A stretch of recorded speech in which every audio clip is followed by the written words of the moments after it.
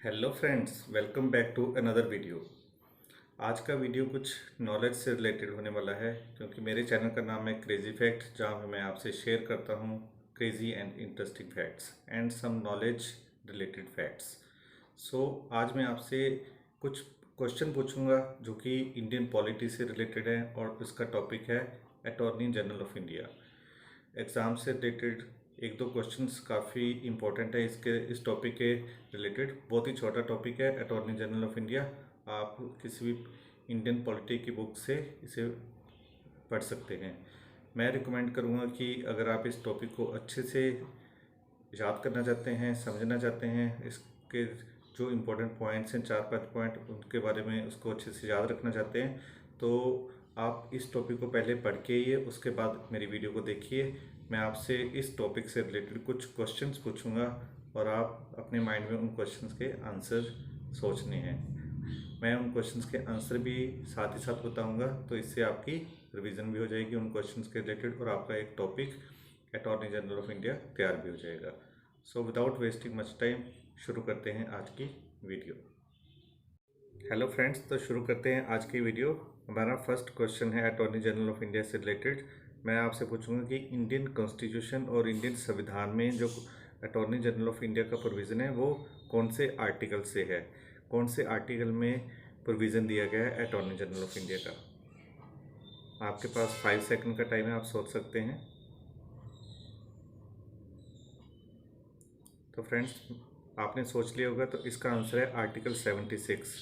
So there is a provision of attorney general of India in article 76 of the constitution.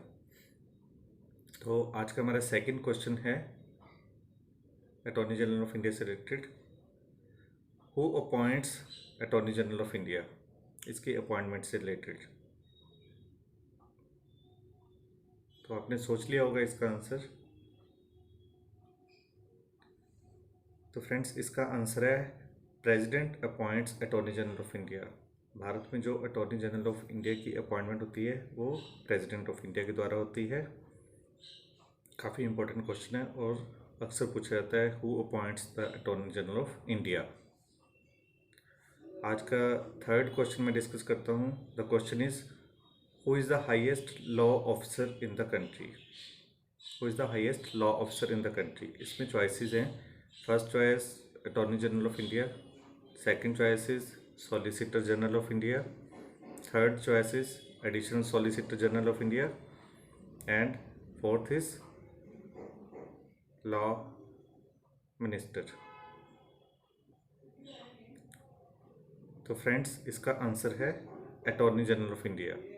Attorney general of India is the highest law officer in the country. Solicitor General and Additional Solicitor General, they also help Attorney General of India in his working. तो friends, next question discuss करते हैं। ये question है regarding the appointment of attorney general of India, यानी उसकी qualifications क्या होनी चाहिए।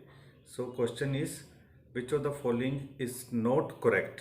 ध्यान से सुनना, which is the following is not correct regarding the appointment of Attorney General of India or qualifications of Attorney General of India.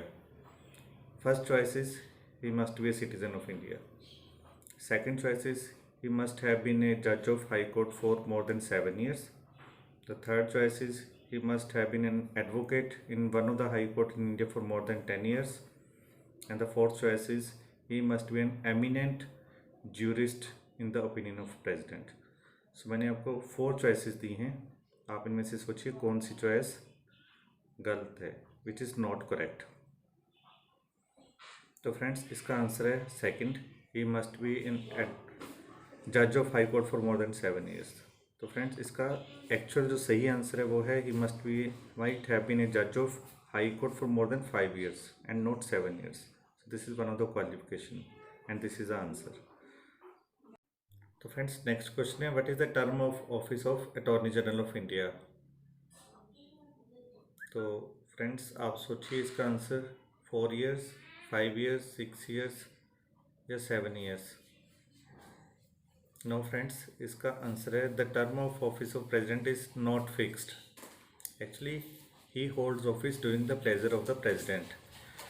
And whenever there is a change in the government, the Attorney General of India has to resign, and after a new government comes, a new Attorney General is appointed by the President on the recommendation of newer government.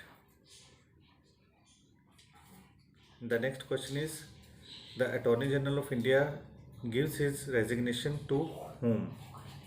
This is very important question. अपने answer comments में लिखिए. Very important question from exam point of view.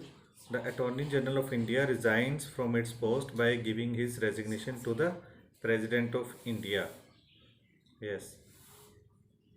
Friends, the last important question regarding Attorney General of India is that he can participate in both sessions of the Parliament and joint sitting of both sessions of the Parliament, but he has no right to vote. So, वो joint seating में participate कर सकता है, parliament के बहुत sessions में participate कर सकता है, लेकिन उसके पास कोई राइट नहीं है वोटिंग का, because he is not a member of parliament. Otherwise उसके जो प्रिविलेजेस हैं वो सारे उसको मेंबर ऑफ पार्लियामेंट की तरह ही अवेलेबल रहते हैं, but he is not a member of parliament. So this is very important question. So friends, these were some of the important questions related to Attorney General of India, and I think these will be useful for you.